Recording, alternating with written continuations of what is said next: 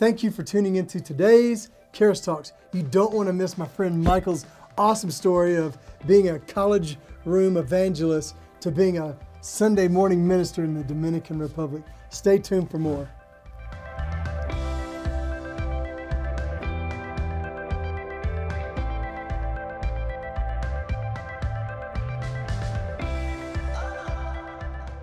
Hey guys, thank y'all so much for tuning in to today's Charis Talks. I'm live here with my friend Michael Castillo. What's up, buddy? Hello, I'm doing great. How are you doing? I'm glad you're here today, man. So I've got a couple of questions for you. Okay. And I'm so excited you're here today, man. We had a great time at Campus Days a couple of weeks ago. Yes. And anyway, so where are you from? I'm from Middletown, New York, which is about an hour north of Manhattan. A little bit of an accent. I can hear that a little bit. A little bit. What year are you? I'm a third-year Charis student, ministry school, evangelism track with Steve Bartlett. That's exciting, isn't it? Yes, I love Steve Steve will Bartlett. get you fired up, man. Yeah. How did you hear about Charis Bible College? So I didn't know Andrew Womack. I didn't know about Charis when I first heard about it. But I got saved my senior year of high school back in 2013. And from that point forward, I got turned on to the Lord. I had a hope and a joy I never had before. And all I wanted to do was to share it with everybody else. And within days of giving my life to Jesus, I was going from lunch table to lunch table in my high school, speaking to people, just wanting to encourage them. And I'd be at college parties, there smoking weed, there to, pregame and party, go out with friends. And I'd end up meeting a lot of different people, and they'd ask me the question, like, hey, Mike, so, do you go to school here? I'm like, no, I don't go to school here. I'm just here with my friend. They're like, okay, so what do you want to do? I'm like, I love Jesus. I know I want to serve him. And they're like, okay, so you want to be a priest or something? I'm like, no, I don't want to be a priest. I'm just a man who loves God. And, I just want everybody else to know that too. And they start asking me questions, and I start sharing testimonies with them in these areas that I'm not even there. That's not my purpose of being there. And I'd have rooms of 10 to 15 kids at a time, just quiet, listening to me. Just stop blow drying their hair, stop doing whatever they were doing, just sitting down in these college dorm rooms, listening to me and listening to what God has done in my life.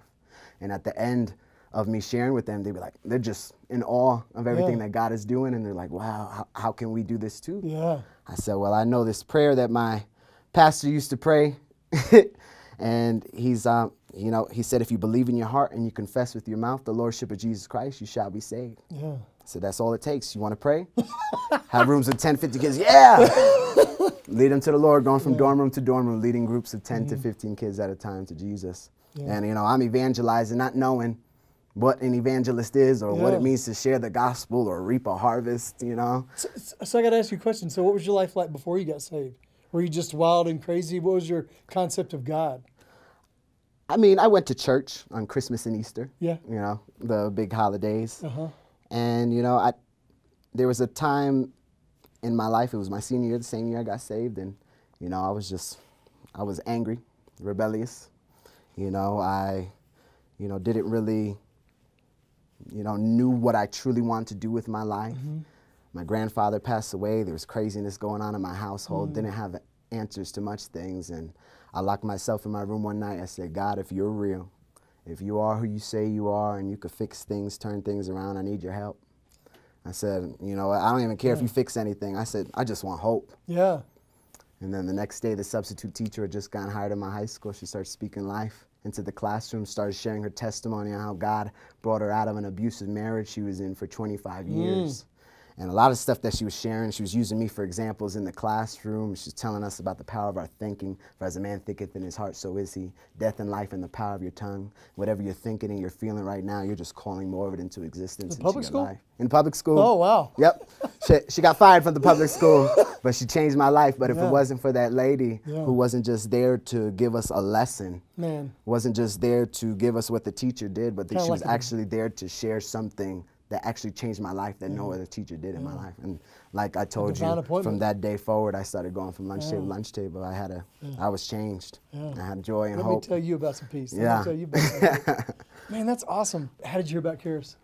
So I heard about Charis through my pastors after that teen camp I was telling you about. And they told me that Charis is the #1 Bible college we're recommending to people. And he said, it's good that you have a foundation and you truly know what you believe. And he said, this is where we're recommended, and if you're truly interested in going, we'll sponsor your first year's tuition. And then from that day forward, I had a tugging on my spirit. I was thinking about it all the time, had conversations about it all the time, and I just say, you know what? I said, okay, God, I'm going. This is real. Yep. So what do you think the biggest revelation is since you've been here? What it truly means to trust God and to rest in his finished work. And when I said yes to God to come to Charis, I got into a car accident, went spinning out of control, and right as I'm about to hit a brick building, my car stops immediately. I had 3 jobs at the time, lost every single one of those jobs. Insurance bills were still coming in, and different bills were coming in, and I was just using the money that I had in my bank account to pay for these bills, and I went completely bankrupt.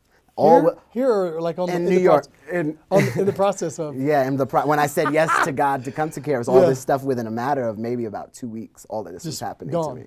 Yeah. And yeah, I went completely bankrupt, got bills coming in the mail from State Farm from that accident I got in, and they were pretty high. I had no money to pay for it. And I said, you know what? None of this happened to me until I decided I was going to go to this Bible college, until I decided I was going to follow God. You know, when those things started coming against me, it didn't discourage me. It didn't scare me. It didn't shake me up. I realized none of this started happening to me until I said yes to God, until I said yes to follow his will. I was like, I must be doing something right. The Bible says, they that live godly shall suffer persecution. And that was my idea about the whole thing.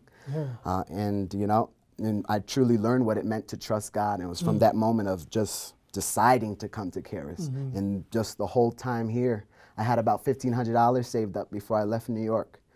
And people, I didn't know where I was going. I didn't have an apartment or anything.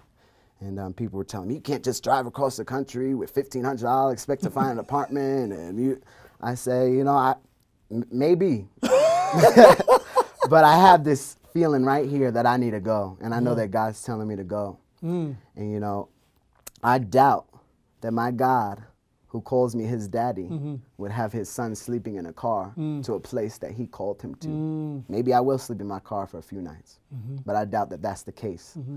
And my last week in New York, I had people start coming up to me. God bless you, man. I just want to bless you on your way out.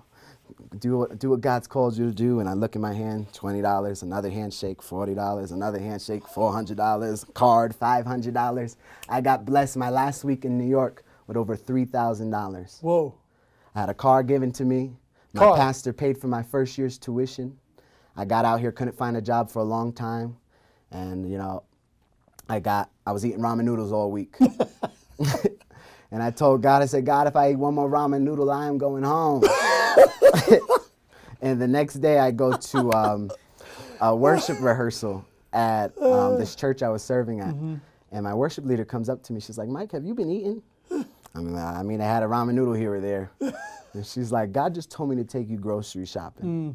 Takes me out, buys me dinner at IHOP, buys me a week's worth of groceries. The apartment came to me 2 days before I left New York. You know, I get a call from a guy I never spoke to in my life. I never filled out an application for the place or anything.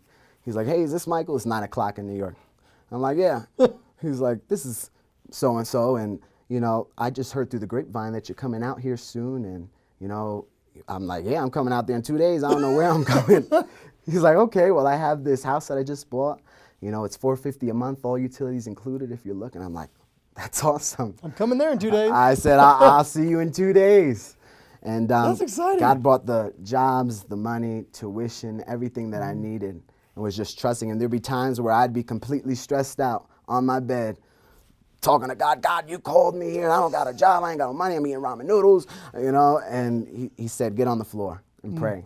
Basically, he told me to shut up. He's like, get on the floor and pray. Michael, what's been the most impactful thing? All right, so it had to be during my second year missions trip. And we went to Dominican Republic for 8 days, and we ministered at about 8 different churches, 2 different elementary schools, held an outreach in this pastor's front yard, and I got to preach my first Sunday morning service I ever preached in my life.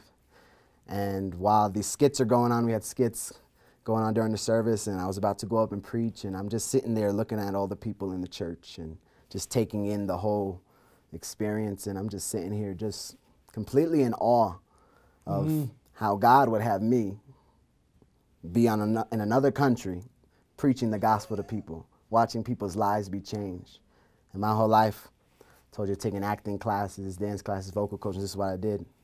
And, you know, I said, God, this is so much greater than anything I could have ever dreamed of, anything that I could have ever thought of on my own. So your ways are so much higher. You truly do exceedingly and abundantly above all that I could even ask or think. And from that day forward, I realized that, you know what, sharing the gospel, watching people's lives be changed by Jesus, you know, bringing people into the kingdom, that's what I want to do with the rest of my life. The final question is, what would you tell anybody that's watching right now, either through one of the social media platforms, they stumbled onto this your episode of Charis Talks? What would you tell them if they're considering coming to Charis? I would say, if you're considering it and you're feeling a tug on you to come out here, don't worry about what it looks like. Don't worry about what the bank account looks like. Don't worry about what the car situation looks like. Don't worry about what the living situation looks like. A lot of those things could try to come against us on the hows, but we were never created to worry about the hows. We were always created to just trust Him, to trust our dad. And, you know, just say yes to Him. If this is the will of God and He wants to bring you out here, He's got everything. The Bible says He's gone before you. He's prepared the way for you. And, you know, everything that you need has been settled. He's at the finish line cheering you on already. Awesome, Michael. Thank you so much for being on today. Awesome, buddy. Thanks. Thanks for watching this episode of Charis Talks. To learn more about Charis Bible College, visit our website today. Hey friends, I hope you've enjoyed this episode of today's Charis Talks. Is God speaking to you? Are you wanting more information about Charis Bible College? Click this link below, get a little more information. Also, if you've enjoyed this testimony, like, share, and subscribe to this channel to hear more awesome stories of what God's doing here in Charis Bible College.